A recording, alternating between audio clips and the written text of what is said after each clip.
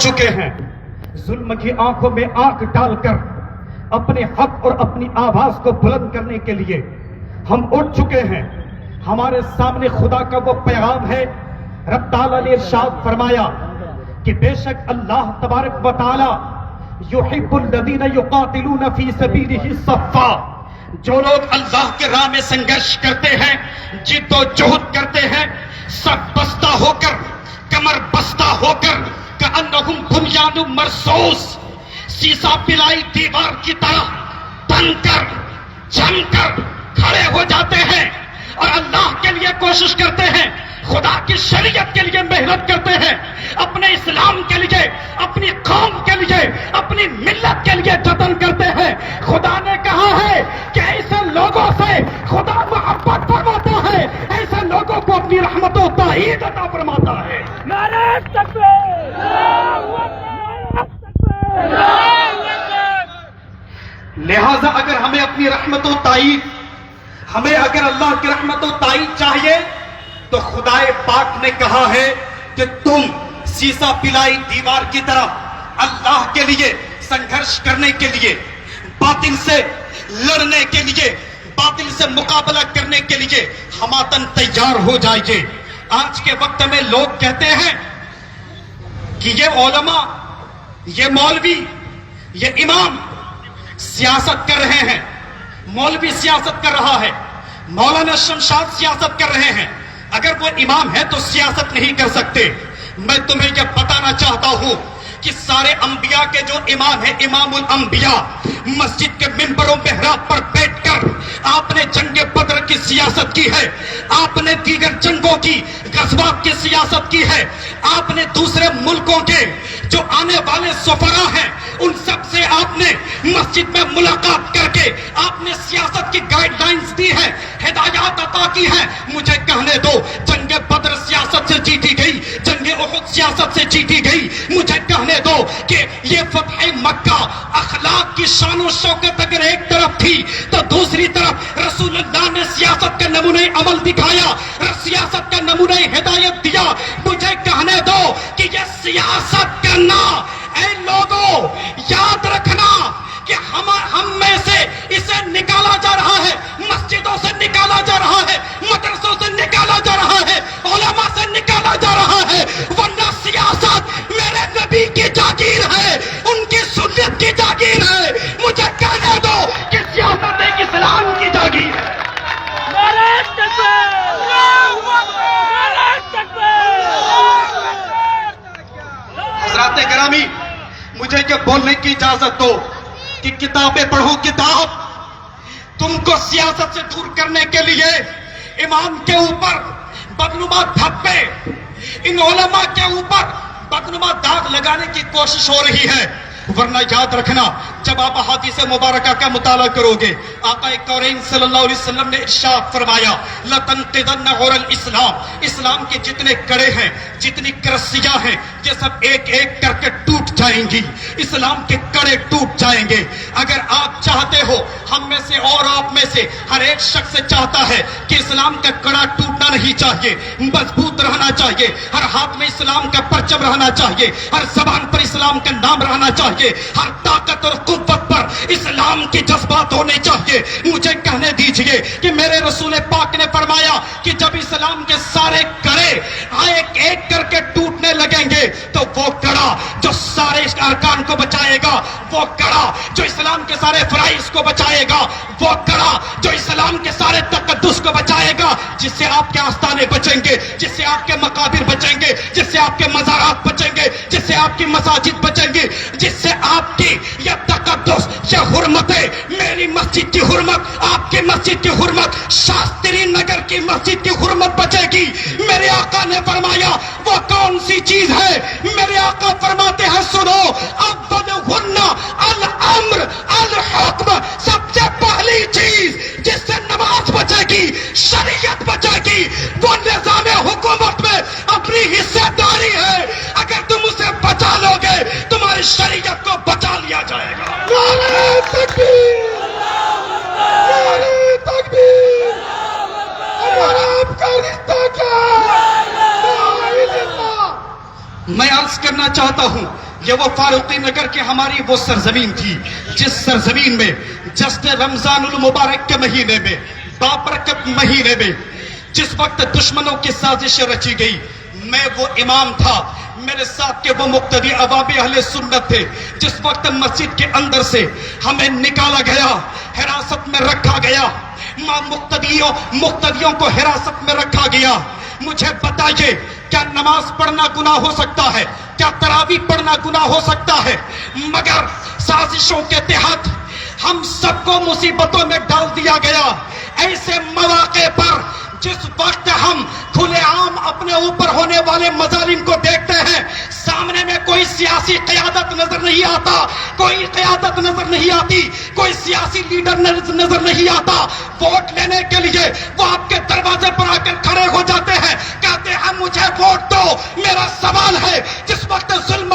کی واردات ہمارے سر کے اوپر ٹوٹتی ہے، ظلم کا پہاڑ ٹوٹتا ہے، اس وقت ووٹ لینے والے لوگ نظر کیوں نہیں آتے؟ قرآن سے آپ کو آواز دے رہا ہوں، سنو سنو، لا ترکنوا الی الذین ظلموا، ظالموں کے سامنے میں جھکنا مت، تن کر کھڑے ہو جانا اور کہنا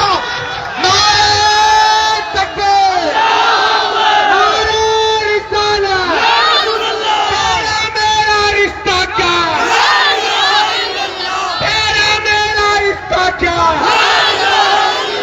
تیرا میرا رشتہ کیا،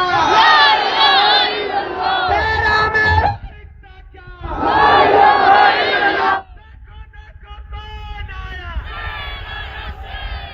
دیکھو دیکھو کون آیا،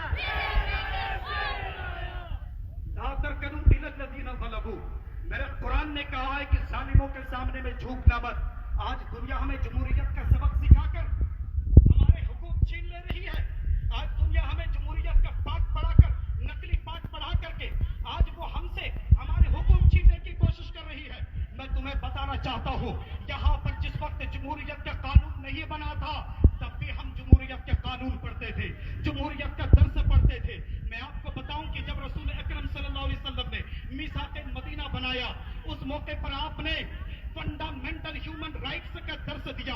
آپ نے مسلم اور نان مسلم کے جو رائٹس ہیں ان کے برابری کی بات کی۔ میرے آقا صلی اللہ تعالی علیہ وسلم نے اس موقع پر یہ ارشاد فرمایا تھا کہ اگر کوئی مسلمان نان مسلم کی جان لے گا تو اس کے بدلے میں اس مسلمان کی جان لی جائے گی۔ اس جگہ پر فریڈم آف ریلیجیس فریڈم کی میرے آقا نے بات کی۔ مجھے کہنے دیجئے کہ ہاں میرے رسول اللہ صلی اللہ علیہ وسلم نے یہ ہمیں سبق دیا ہے کہ آپ جیو بھی اور جینے دو بھی، نہ ہم آپ کے مذہب سے مزاحمت کریں گے، نہ آپ میرے مذہب سے مزاحمت کریں گے، نہ ہم آپ کے جینے کے ادھیکار پر سوال اٹھائیں گے، نہ آپ ہمارے جینے کے ادھیکار پر سوال اٹھائیں گے۔ پوری دنیا کو یہ آواز دی جا رہی ہے، سن لیا جائے۔ ایک مسلمان اپنے آپ میں جہاں پر انصاف کی طاقت ہو وہاں پر ایک انقلاب کی ایک طاقت بھی ہے، اسی لیے مسلمان کو چھیڑنے کی یہ کوشش نہ کی جائے،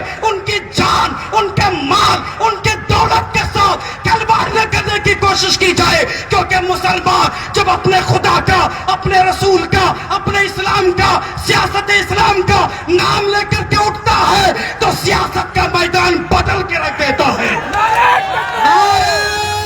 تکبیر، نعرہ رسالت، دیکھو دیکھو کون آیا، تیرا میرا رشتہ کیا۔ اب میرے ساتھ نعرہ لگائیے، بولیے انقلاب، انقلاب، انقلاب۔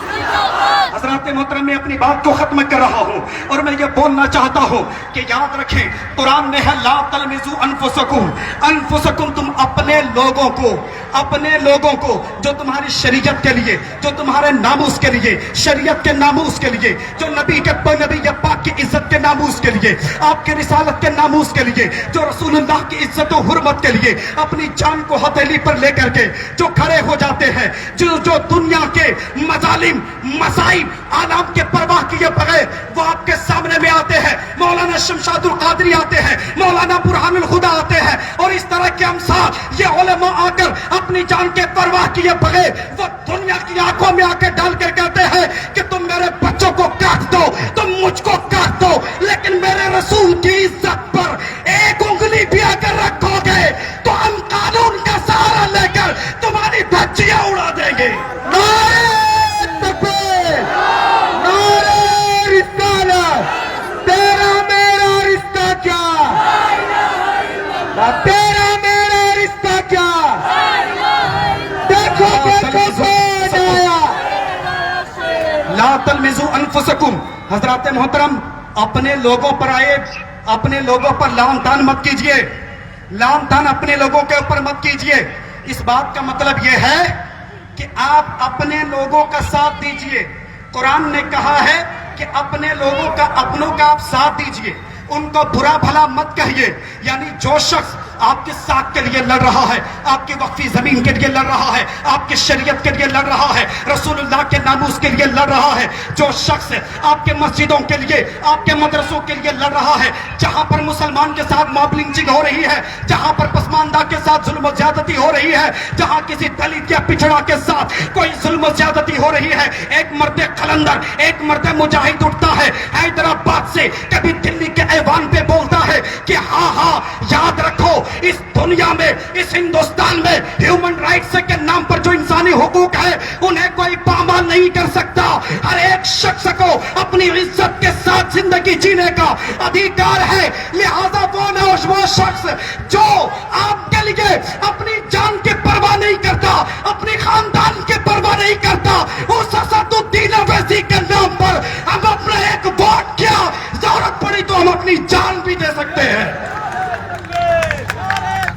حضرات محترم اس جگہ پر مولانا شمشاد القادری صاحبی ہے، ان کے بارے میں بولا گیا کہ انہوں نے جھوٹ بولا اس لیے ان کے پیچھے نماز نہیں ہوگی، تو میں بھی تمہیں بتانا چاہتا ہوں یہ زمین، علم کی زمین، فتوے کی زمین پر یہ آج کل جیسے تیسے لوگ ہمیں پاٹ پڑھانے کی کوشش کر رہے ہیں۔ سنو، اس مجلس سے تم بھی فتویٰ لے لو، یاد رکھنا، یاد رکھنا وہ جھوٹ جس کے مقابلے میں رسول اللہ کی حرمت کی بات آ جائے، رسول اللہ کی عزت کی بات آ جائے، جس کے مقابلے میں ایک طرف اگر جھوٹ بول دیا گیا کہ میں منچ پر نہیں کھڑا ہوں گا، میں سیاسی منچ پر نہیں کھڑا ہوں گا، مگر دوسری طرف جب رسول اللہ کے بارے میں مغلظات بک دیے گئے، جب اسلام کی عزت پہ بات آنے لگی، جب اسلام کی حرمت پہ بات آنے لگی، تب اس وقت میں سچائی اور سچ بولنے سے زیادہ اہم یہ ہے کہ اپنے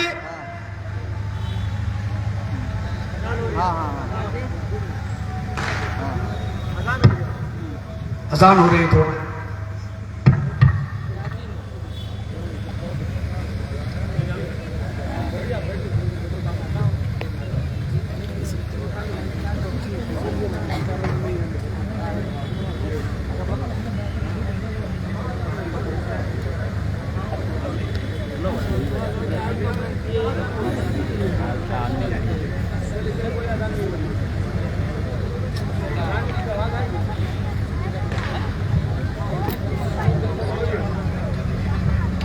حضرات گرامی ایک بات یاد رکھیے، آپ نے اگر کسی کے ساتھ وعدہ کر لیا کہ میں اس فلاں منچ پر کھڑا نہیں ہوں گا، فلاں جگہ پر کھڑا نہیں ہوں گا، مگر آپ نے یہ دیکھ لیا کہ منچ پر اس لیے کھڑا ہونا ضروری ہے کہ بات اسلام کی حرمت کی بات آ گئی ہے، نبی کے پاک کی حرمت کی بات آ گئی ہے، تو یاد رکھنا نبی کی حرمت بڑی چیز ہے، رسول اللہ کی حرمت بڑی چیز ہے، یا اپنا وعدہ بڑا ہے؟ کیا ہے بڑا؟ ارے بولیے، اپنا وعدہ بڑا ہے، اپنا وعدہ بڑا یا نبی کی حرمت بڑی؟ ارے مجھے کہنے دو کہ اگر کوئی بندہ کسی چیز کو لے کر قسم بھی کھا لے، لیکن اگر یہ دیکھا جائے کہ قسم کے خلاف اسلام کا مفاد ہے، قسم کے خلاف اسلام کی حرمت ہے، قسم کے خلاف رسول اللہ کی حرمت ہے، تو اسی 1000 قسم توڑیں گے اور رسول اللہ کی حرمت کے ساتھ ہو جائیں گے۔ علماء کرام زندہ آباد، علماء کرام زندہ آباد۔ اس لیے یاد رکھو، تم اپنے علماء کو، ان کی قیادت کو قبول کرو، اور 2-4 لوگ ایسے جو ہیں جو دین میں رہ کر سیاست کی بات نہیں کرتے، جس کی سیاست کا رخ دین نہیں ہے، سیاست کا رخ اسلام نہیں ہے، جس کی سیاست میں اس کے دینداروں اور اسلام کے ماننے والوں کا مفاد نہیں ہے، اور ایسے لوگ جس نے اپنے پاکٹ کی پوجا کی, سیاست میں پیسوں کی پوجا کی, اپنے حوث کی پوجا کی, ایسے لوگ اگر فتوے دینے لگے تو مجھے کہنے دیجئے کہ ایسے لوگ جو نفسانی خواہشات کی اتباع کریں گے ان کا ٹھکانہ بھی جہنم ہوگا, ان کی اتباع کا بھی ٹھکانہ جہنم ہوگا. ہم الحمدللہ ہم اپنے نفس کی اتباع نہیں کرتے. ہم بابر خان کے ساتھ اس لیے نہیں ہے کہ بابر خان میرا رشتہ میں کوئی ہے, اسد الدین اویسی کے ساتھ اس لیے نہیں ہے کہ انہوں نے ہم کو پیسے دیے ہیں. ان سب چیزوں سے اوپر اٹھ کر, اور یاد رکھو تم سے ہماری دشمنی کسی سے بھی کوئی پرسنل نہیں ہے, مگر میں کہنے کی اجازت دے دو مجھے کہ جس کے ساتھ دین ہوگا, جو اپنی سیاست مسلمانوں کی تعمیر و ترقی پر رکھے گا, عرفان احمد کاوش منظوری اس کے ساتھ کھڑا ہوگا. نعرے تکبیر, نعرے رسالہ, تیرا میرا رشتہ کیا, تیرا میرا رشتہ کیا. بابر خان زندہ باد, بابر خان زندہ باد. حضرات گرامی, حضرات گرامی, حضرات گرامی, میں عرض کر دوں کہ اب ہمارے اور آپ کے شیر اہل سنت, مرد مجاہد, مرد قلندر, محافظ ناموس